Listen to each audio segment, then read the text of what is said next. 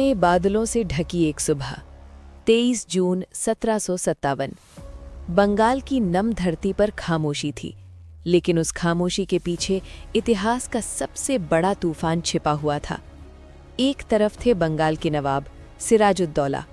उनकी सेना विशाल थी, हजारों सैनिक, घुड़सवार, तोपें और अपने राज्य को बचाने का संकल्प। दूसरी तरफ थी एक व्यापारिक कंपनी, ईस्ट इंडिया कंपनी। कुछ हजार सैनिक, लेकिन उनके पास था एक ऐसा हथियार जिसने युद्ध शुरू होने से पहले ही उसका परिणाम तय कर दिया था। वो हथियार था विश्वासघात। कहानी शुरू होती है कुछ महीने पहले, जब अंग्रेजों ने बंगाल में अपनी ताकत बढ़ानी शुरू की। कलकत्ते में किलेबंदी की जा रही थी, व्यापार के नाम पर सेना बढ़ाई जा रही थी। सिराजुद्दौला को ये सब पसंद नहीं आया। उन्होंने अंग्रेजों को चेतावनी दी, लेकिन जब चेतावनियों को नज़रअंदाज किया गया तो नवाब ने कलकत्ते पर हमला कर दिया। अंग्रेजों को भारी नुकसान हुआ और वे भागकर वापस समुद्र की ओर चले गए। लेकिन ये हार अंग्रेजों के लिए अंत नहीं थी, ये तो बस शुरुआत थी।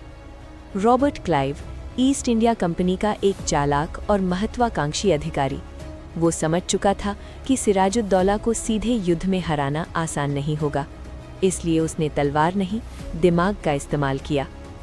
क्लाइव ने नवाब के ही दरबार में साजिश का जाल बुनना शुरू किया।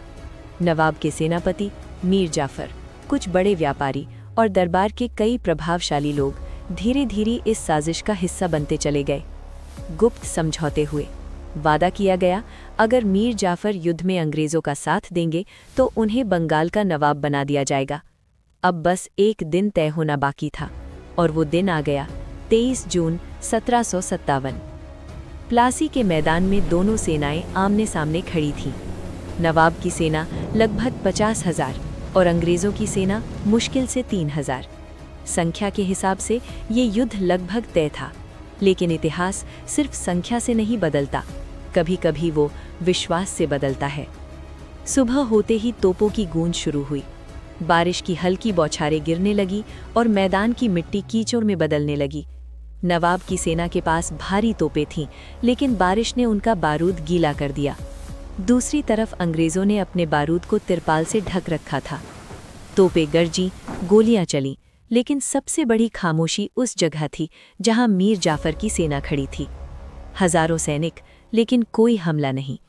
सिराजुद्दौला इंतजार करते रहे, आदेश भेजते रहे, लेकिन मीर जाफर की सेना बस खड़ी रही, जैसे किसी और पल का इंतजार कर रही हो।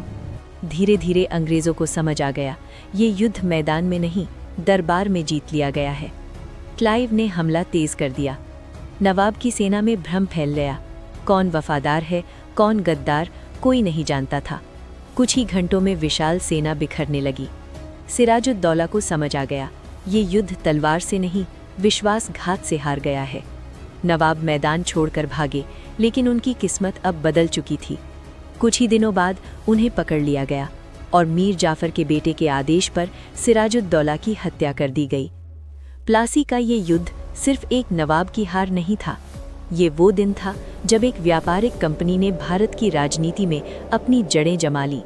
इसके बाद बंगाल की अपार संपत्ति अंग्रेजों के हाथ लग गई, और वही संपत्ति आगे चलकर पूरे भारत पर ब्रिटिश साम्राज्य की नींव बनी।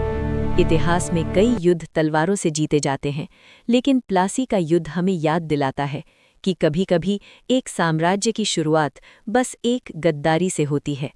अगर आपको ऐसा कंटेंट अच्छा लगता है तो please like, share and subscribe करें झिलमिल हिस्टोरियन चैनल।